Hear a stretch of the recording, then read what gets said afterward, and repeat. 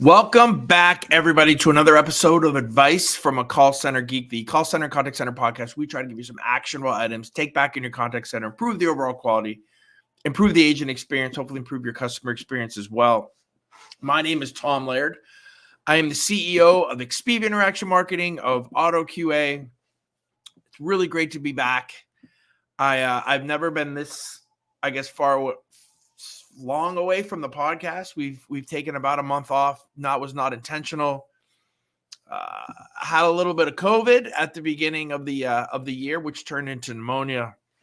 So I've been kind of a little under the weather. I'm starting to get back, but I have a little cough. So if I'm a little nasally here and a little coffee, please accept my heart-warm apologies here.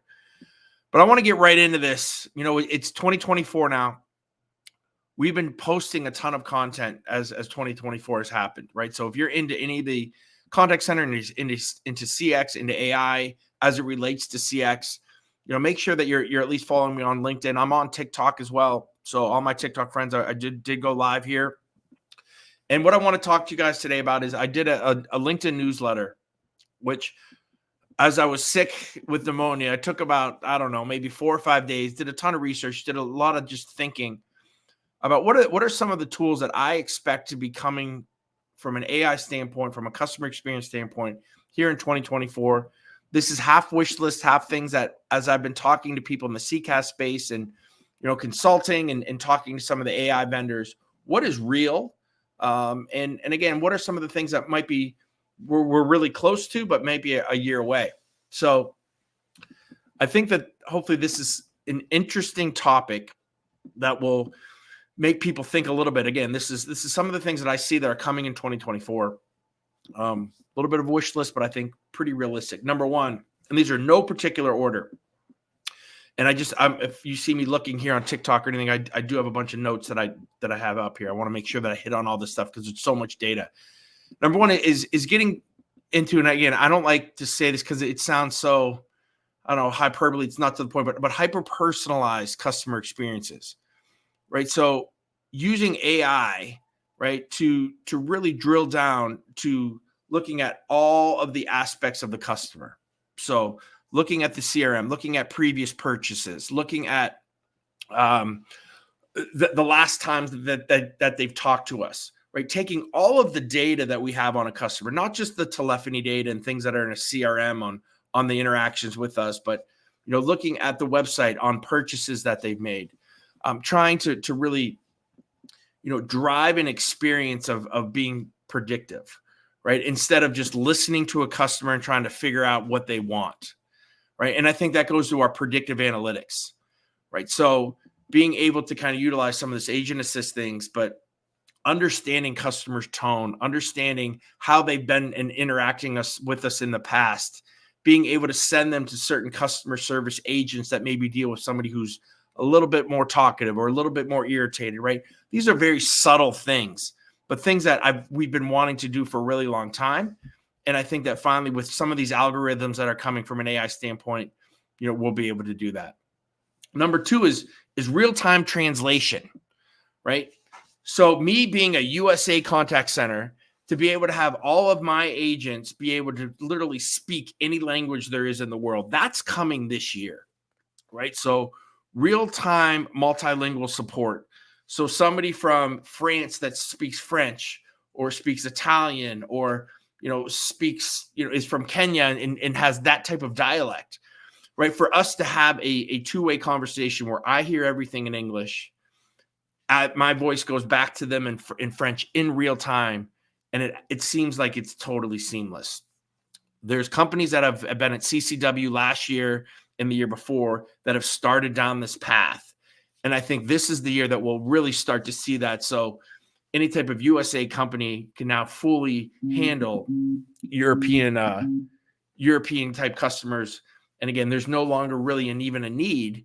You know, we always struggle here being in Pennsylvania for bilingual agents.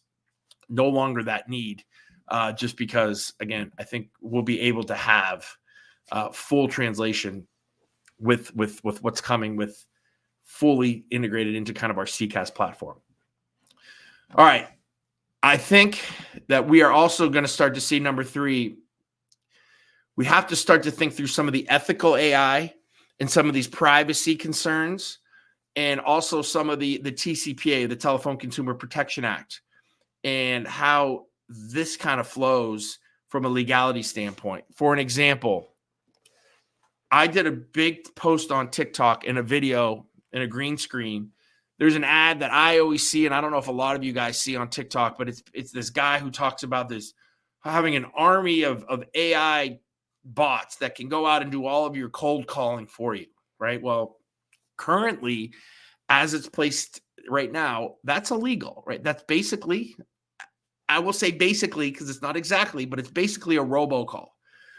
In November 15th, the FCC, I forget it's the FCC or the FTC, I think it was the FCC, basically said, hey, listen, we have to go deep. We have to do a deep dive into the legality of having AI bots make outbound phone calls and cold calls to customers. Because currently, even us as a human beings can't do that, right? We have to have express written consent and permission from that customer if I'm going to cold call them or if I'm going to call them on a cell phone, right? B2B is a little bit different, and you can kind of get away with that. Oh, by the way, Big H asked me what kind of product I use in my hair. It's called 𝘬𝘳𝘬, FUDDY, 𝘬𝘬𝘬. Great stuff. But anyway, I think we're going to start to see some of this, because there is some confusion on the sales side of using AI, making outbound calls using these AI avatars, which really is just a really good robo call. So I think we'll start to see some of that kind of really pan out. There's also a lot of talk about having to state if an AI person is actually the not to fool people, right? So even on the customer service side, if you're using an AI bot, right, we don't want to fool them into saying it. So there's some legislation that's out there right now that basically says that companies are going to have to disclose whether they're using human beings or bots. So I think that that's kind of interesting too. So we're going to start to see a lot of focus, I think, on AI in general, at the federal level. But I think it's going to tie into a lot of customer experience, customer service, sales, telephony, all of that stuff should start to be kind of formed out and worked this coming year. All right. The next thing is, the blending of human and AI interactions. I think we're going to start to see voice. I was very disappointed that from a ChatGPT standpoint, in most of the CCaaS players, when we can't really use voice yet to do AI, meaning we need to have transcripts. So, anything from agent assist to if you're doing automated QA, like we have a company called Auto QA, we're fully automating quality assurance on like a full form that would be done on Excel or on spreadsheets or on your platform. We still have to go out, get a transcript, and then have the AI basically quote unquote do analytics on that transcript to find out what's going on. But you're going to start to see voice, I think, in 2024. So like you'll be able to upload a voice file to ChatGPT, right? And have it do that analytics and do the analysis and be able to ask questions on that, instead of just having to take that voice file, get a transcript, and then put that onto ChatGPT for it to kind of to utilize and learn. And why is that important? Because while we can get sentiment analysis from a transcript by what people say, it's also really important in how they say it. And it's very difficult, obviously, in a transcript to find out how people are saying things. So the reason that this is important is we can get these bots, then these chatbots on a customer service side, to start to hear and understand tone and understand if a customer is starting to get ticked off and starting to get irritated. And instead of just asking it more questions, be like, hey, you know what? Let me send you to my supervisor, right? Which means a human being, right? And I think that those are some of the seamless things that I think will be a little bit better for it to understand when people are starting to get pissed off and so starting to get ticked off, or if somebody's really, really happy. The level that we can start to train the bots then, and the avatars and the AI and the LLMs, I think, it does make a big difference when voice is now involved compared to just, looking at transcripts. All right, something that's been coming, and I probably could have put this on every single year, but I really think with all of this AI technology that contact centers, this will be the beginning of the final move for all of these contact centers to the cloud. Most contact centers still are not in the cloud. Most contact centers throughout the world are still on-prem, which still blows my mind, which makes it extremely difficult to utilize any type of AI model, especially things that are in the cloud. So cloud adoption, if you're an investor and again, this is not investing advice, just, some anecdotal things. I still think, the Genesis, the 5.9s, the UJets, the nice CX1s, there's so much more bandwidth that they can go from a customer base because so many people are still not ready or have not moved from an on-prem to AI. Now, you can still do AI on-prem. It's just a lot more difficult. The other thing I think you're going to start to see is a lot of consultants, right, come out in this AI space.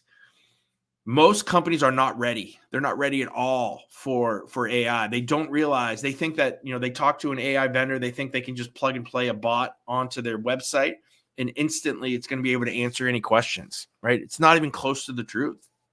3 things you really, really need. Number 1, you have to have full integrations, right? Integrations into all of your data sets, right, from your telephony. That makes things a lot easier. Number 2, you need to have a robust KMS or a knowledge management system, right? So all of your policies, your procedures, how do you sell? What is this tool? What does this thing look like? If you want to do any type of agent assist, it needs to learn. It needs to know your product. It needs to know your processes. So having a really robust KMS, if you already have that and you've been doing that for 5 or 10 years, you're way ahead of the game because most people don't have a KMS.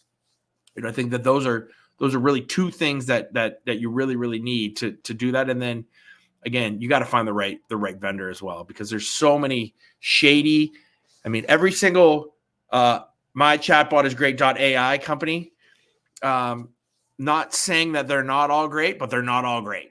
There's very few of them that are third-party chatbot guys and AI guys that are actually good. Everybody's thinking I can just set up a couple, chat GPT type LLM chatbots and I'm in business, when again, that's been a huge issue, I think, and we'll start to see that. The other thing is the cost of AI.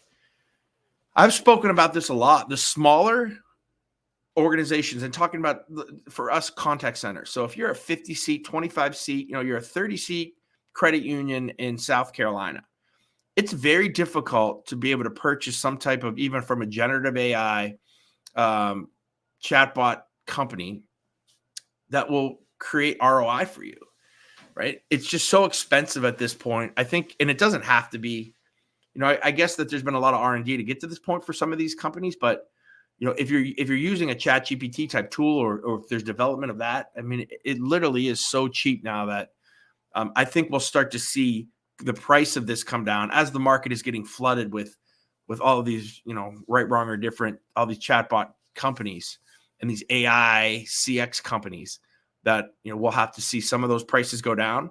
I think that would be one of the benefits. But again, you got to be really careful because there's so many bad companies that are out there trying to do AI. All right, another prediction is I think you're going to see agent assist go to a different level in 2024. I'm kind of calling it like context aware.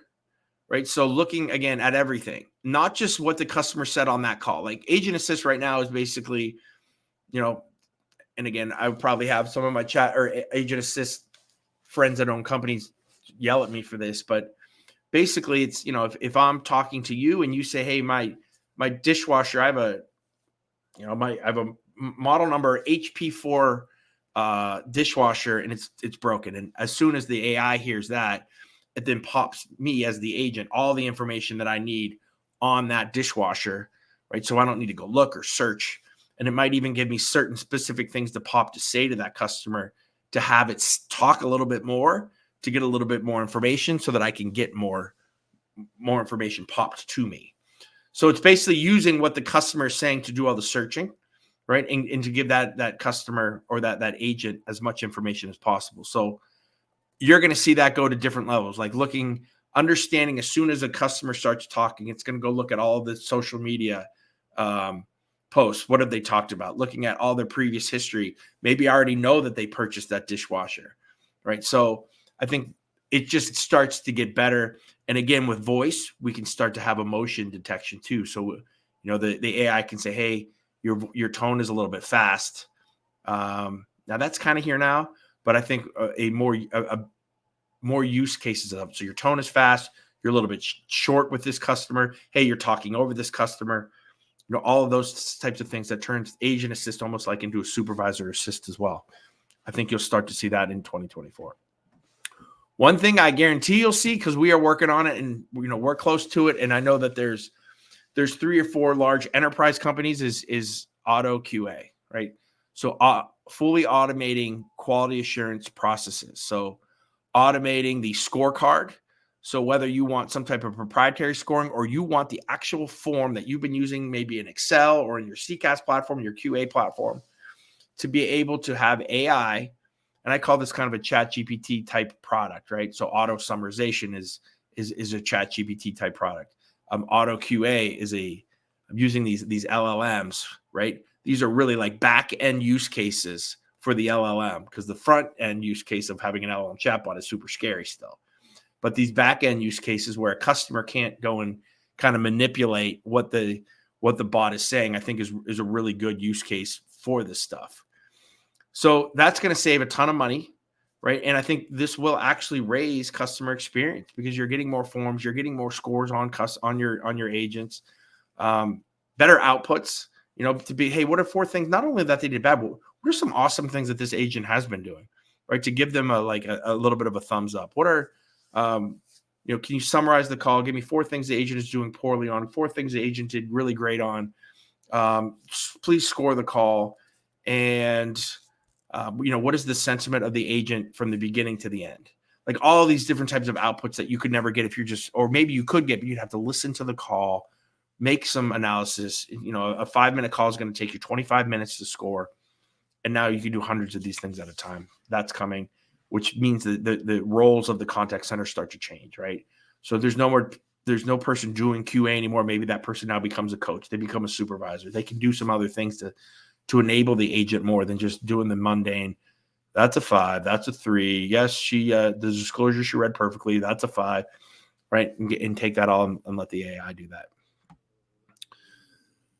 One of the excuse me. One of the things I'm most excited about is kind of the fusion of workforce management with intelligent routing, right? So to be able to kind of set your day and forget your day and have AI be the call center manager. And this is very close because the tools are there. They're just not really integrated in together.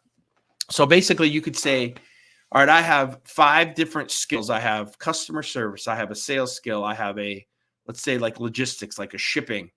I have a password reset and just an overall customer service kind of bucket.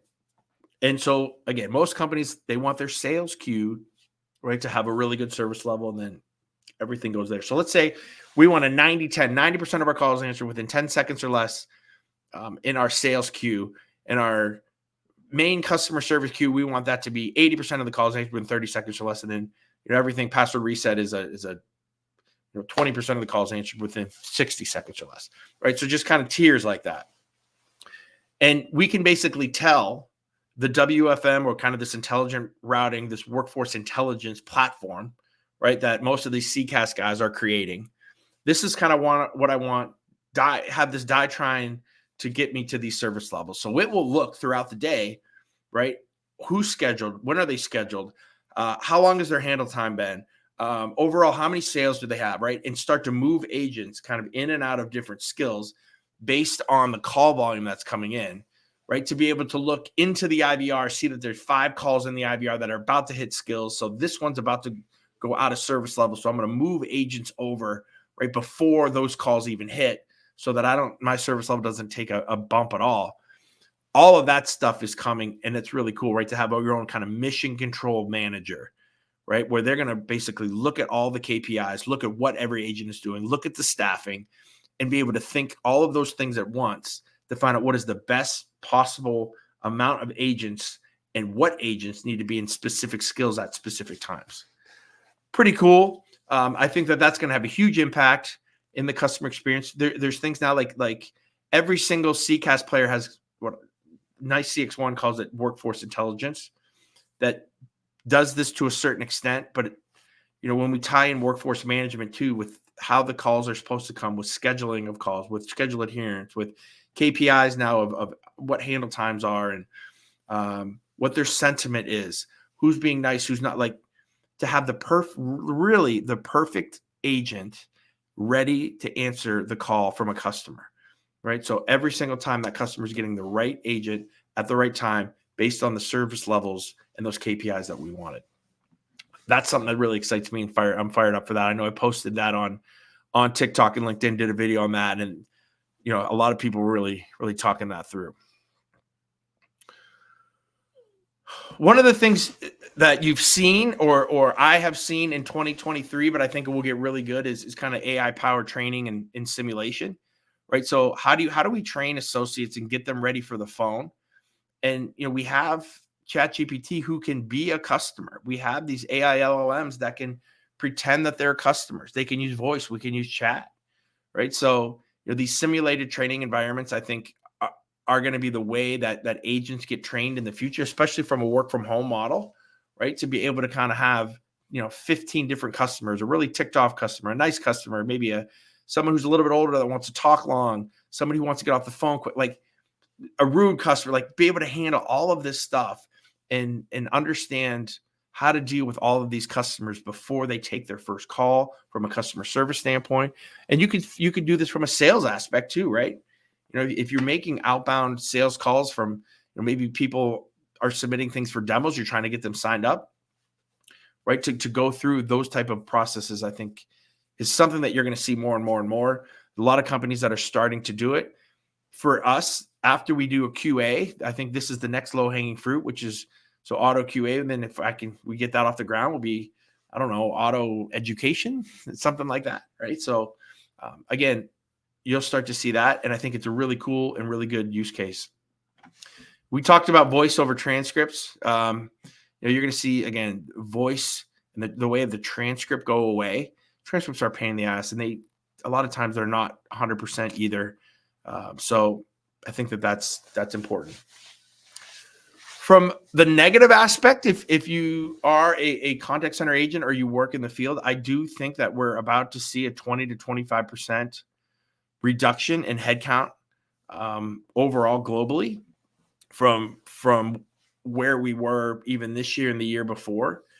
It's not even just the generative AI chatbot that's taking that from a self-service model, but it's all these other efficiencies that companies are starting to have, right? Think about auto summarization. If you're a 1,000 seat contact center, and let's say that after your after call work, so once the customer hangs up, you have like 5 minutes of work to do. And most of that is kind of memoing or typing in the notes of what happened. Well, you don't have to do that anymore because there's auto summarization. So literally as soon as the call is done, the LLM, most of the time it's a ChatGPT type tool, listens, reads the transcripts, auto summarizes it, throws it in there, right into your CRM, whether that's Salesforce, Zoho, Zendesk. The other thing is there's been RPA, which is robotic process automation, RPA. And basically that does all of the back end work. So let's say there's like 5 forms that you need to send out after this, and you have to fill out the customer's name and their address before you send it out to them. RPA then can, boom, go do all that, go through it, literally type the stuff in as it's happening. So your memos are done. If you have RPA, that's done.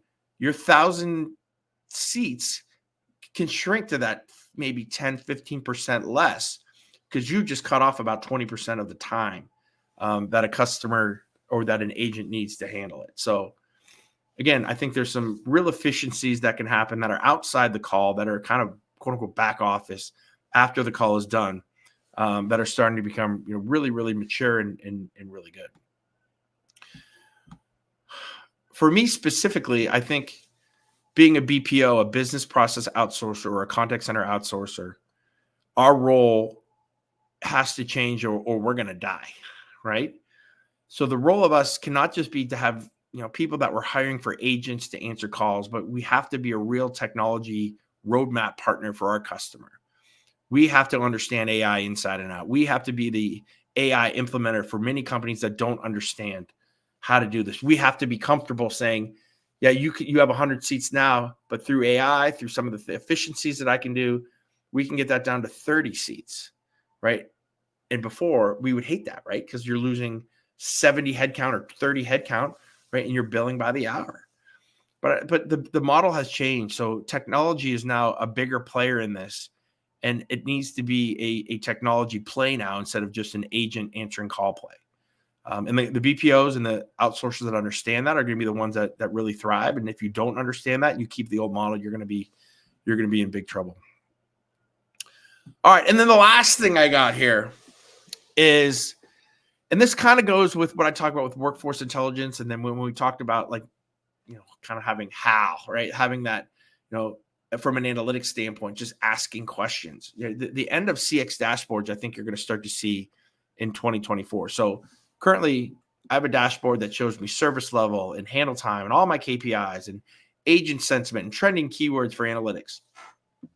Right? It's going to be more of a voice of having dashboards that you ask for instantly. Hey, can I see a dashboard of the top 10 agents with the lowest handle time? Boom. And then that pops up. Can you tell me how many calls and pull the calls of the agents where customers have used the phrase too expensive yesterday, right? Like tying together analytics with the actual agent. Like any question that you can think of, right? That starts to become part of the process of how a dashboard gets done. So there's no more kind of looking through data. It's knowing what data you want, asking for it, and receiving that data instantly. So again, it's almost like a voice prompt. So I still think prompting is so really, really important, right? You have to know what to ask for. And maybe you could set things up like, hey, anytime that the service level goes under 80%, can you please pop that up? Can you please tell me why? Tell me who the longest handle time. Like you could do so many different things. And I think that's really starting to get people to think about not only how CX is done, but how we operate, right? How literally as a call center manager, what does the future of that look like from an actual management perspective, from a reporting aspect? What is the data that we need? What is the data that we can get? I think that's kind of interesting for me as well. So that's what I got, guys. That's 27 minutes of predictions. I'm going to throw this in the show notes, but I just did, I think, one of the coolest posts ever. If you're into CX, if you're into contact centers and AI, I posted a newsletter that have like the top 80 people to follow on LinkedIn when it comes to AI, when it comes to CX. And I there's probably 30 of them that I did not follow, that I wasn't following until I did this. And my feed now is awesome. Like all it is now is awesome contact center, CX, AI. So I'm really glad I did that. And if you're into that too, I think it can be really, really helpful, add a ton of value to you guys as well. So that's really all I got for you. If you guys have any questions, let me just scroll through TikTok to see if I got any other questions other than what hair product do I use? I probably should have that in the we get do some no, nothing. Be a little bit of an advertiser for the Funny Guys, but all right, guys, thank you so much. We'll get back onto the podcast weekly. We'll have another one out next Thursday, Friday. Thank you guys so very much. Any questions, please DM me on LinkedIn or hit me up here on TikTok. Bye.